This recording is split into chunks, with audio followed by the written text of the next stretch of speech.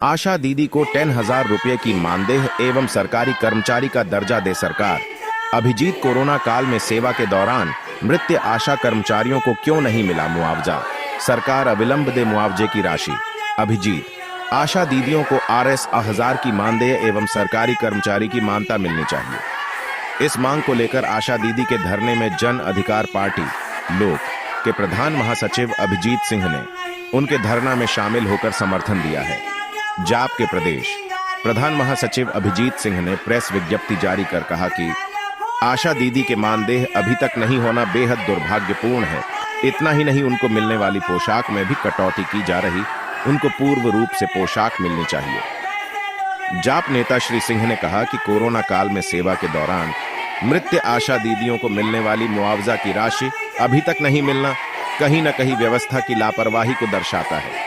जाप के प्रदेश प्रधान महासचिव सह ढाका विधानसभा के पूर्व प्रत्याशी अभिजीत सिंह ने कहा कि ढाका और शिवहर के जनप्रतिनिधियों द्वारा आशा दीदी के समस्याओं को सदन में उठाना उनके पक्षपाती मानसिकता को दर्शा रहा है। ढाका और शिवहर की जनप्रतिनिधि लंबी लंबी बातें करते हैं, लेकिन आशा दीदी के मुद्दे पर खामोश क्यों है? घोड़ा सहन में आशा दीदियों के समर्थन में धरने पर बैठा और उनके मांगों को लेकर जाप सुप्रीमो आदरणीय पप्पू यादव जी से टेलीफोन के माध्यम से वार्ता किया।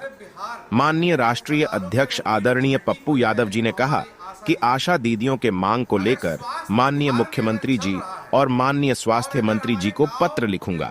यह जन अधिकार परिवार की लड़ाई है, यह हमारी मां बहनों की लड़ाई है और जन अधिकार पार्टी इसमें पूरा सहयोग और अपना समर्थन देगी।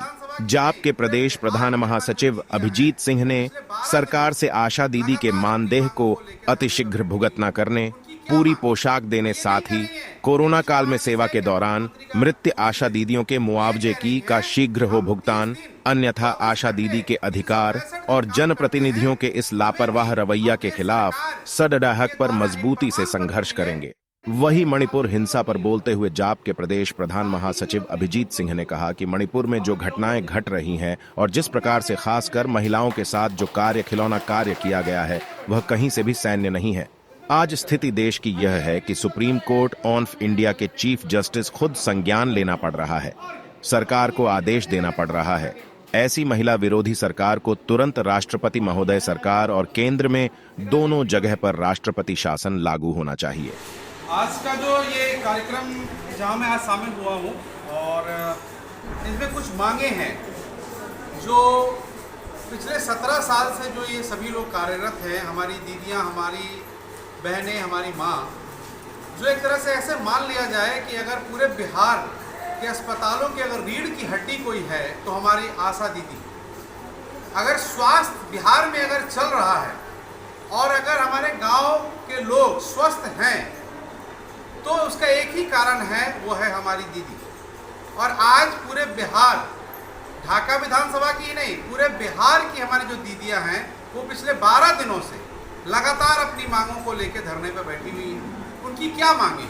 वो ये नहीं कह रही हैं नीतीश कुमार जी से कि हमें मुख्यमंत्री का कुर्सी दे दीजिए। वो ये कह रही हैं कि हम 30 दिन 24 घंटे 365 दिन काम करते हैं, हमें भी अपने सरकार के द्वारा एक प्रमाण पत्र मिले कि हम भी सरकारी कर्मचारी हैं और हमें भी जीवन जीने के लिए जो एक बेसिक सैलरी, बेसिक तनख्वाह होती है 28,000 से लेके 32,000 रुपए की, वो भी वो मांग नहीं कर रही है। वो कह रही है केवल हमें 10 से 12,000 रुपए दे दिया जाए जिससे कि हम अपना भरण पोषण कर सकें और मन लगा के और काम कर सकें। पिछले 17 सालों में 5 बार इन लोगों की ट्रेनिंग हुई, सभी लोग फुल ट्रेंड हैं, स्किल्ड हैं, और फिर भी आज केवल 1,000 रुपया आदरणीय मुख्यमंत्री नीतीश कुमार जी की सरकार के द्वारा दिया जाता है।